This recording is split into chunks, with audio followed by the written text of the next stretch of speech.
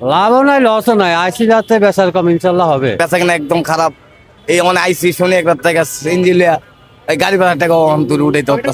অন্য সময় তখন মনে করে 1000-2000 বেচে লইতে পারতাম, ইনশাল্লাহ 2000-এর মতন বেচে লইতে পারতাম। যেমন যেমন 13 তারিখে শুক্রবার বন্ধের দিন, ওই দিন যদি আপনার মৃত্যু দর্শক দেখা যেতে পারে।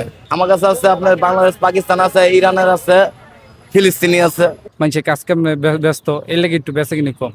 আর সামনে শুক্রবারে হবে, আর রোজার কারণে সবাই রোজা মোজা রাখে, পাশাপাশি ইফতারি করবে, এর লেগেই 20-30টা বিক্রি করতাম এমনি খেলায়।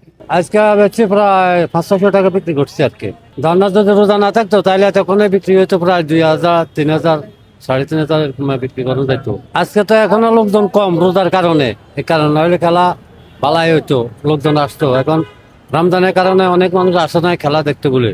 বাড়তে পারে, অত শুক্রবার দিন ছুটি মুটি আছে, শুক্রবার দিন বাড়তে পারে, অনেক ভালো প্লেয়ার হইব এবং বেচা কিনো ভালো হবে।